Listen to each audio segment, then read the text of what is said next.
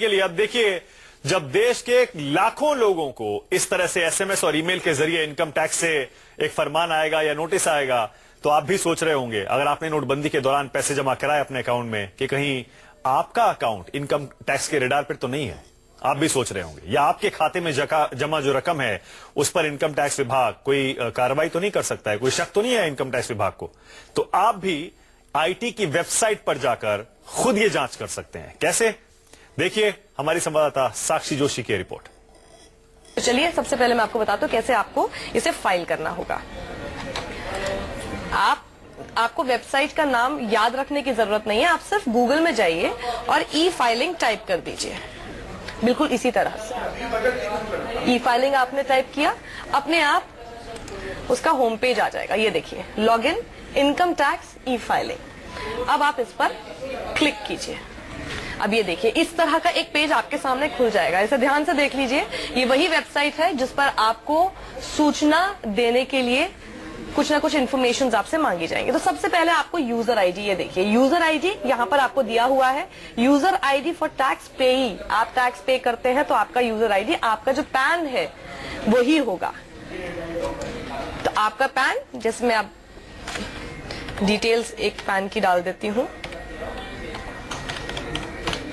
उसके अलावा जो पासवर्ड है, अब पासवर्ड आपके पास हमेशा, अगर आप अपना इनकम टैक्स भरते आए हैं तो आपके पास एक ई फाइलिंग पासवर्ड होता है। अगर आप ये काम सीए के जरिए कराते हैं तो आपके सीए के पास ये पासवर्ड जरूर होना चाहिए।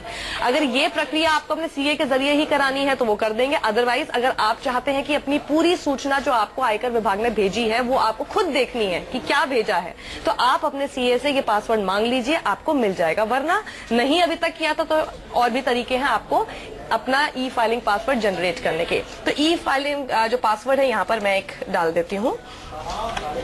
इसके अलावा अब जब आपने पासवर्ड भर दिया, उसके बाद जो तीसरा सेक्शन है वो है आपका डेट ऑफ बर्थ का। यहाँ पर आपको अपना जो डेट ऑफ बर्थ आपने अपने सब डॉक्यूमेंट्स में दिया हुआ है, जो आपका वैलिड डेट ऑफ बर्थ है, वो आप इसमें टाइप कर देंगे। अब लॉगिन करने के बाद ये पेज आपका खुलकर सामने आ जाएगा। अब इस पेज में आपको अगर वो नोटिस देखने हैं जो कि इस साल में आपको अभी तक नोटबंदी के बाद मिले हैं, यानी 9 नवंबर से लेकर 30 दिसंबर 2016 तक आपने अगर 5 लाख से ऊपर की राशि अपने अलग अलग खातों में जमा की है तो हो सकता है आयकर विभाग की तरफ से आपको ये सूचना के लिए एक नोटिस आया हो। जरूरी नहीं है कि आप गलत हैं, आप अगर अपनी सही जानकारी दे देंगे तो वो सब कुछ ठीक हो जाएगा, ये जो है रहेगा। लेकिन अभी फिलहाल जो पहला स्टेप है वो आपसे इन्फॉर्मेशन मांगेंगे। तो आपका जब ये पेज खुल जाएगा तो यहाँ कंप्लायंस वाले सेक्शन में आप जाइए, और कंप्लायंस वाले सेक्शन में जब आप जाएंगे तो नीचे स्क्रॉल करके देखिएगा, यहाँ पे कैश ट्रांजैक्शंस 2016 का आपको एक नाम दिखाई देगा। इस पर आपको क्लिक करना है। यही वो जगह है जहां पर उसके बारे में आपके पास नोटिस हो सकता आया हो। अभी जैसे ये है कि no records found for this PAN, क्योंकि इस अकाउंट से 5 लाख से ऊपर तक की राशि इस समय के दौरान नहीं किसी भी खाते में जमा की गई, इसलिए ये इस वक्त आप ये मैसेज देख रहे हैं।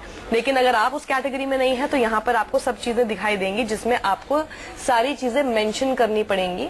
आपसे उसमें रिस्पांस मांगा जाएगा, रिस्पांस का सेक्शन होगा, उसमें आप देंगे ये लिखकर कि आपने ये कहाँ से सोर्सेज आपको मिले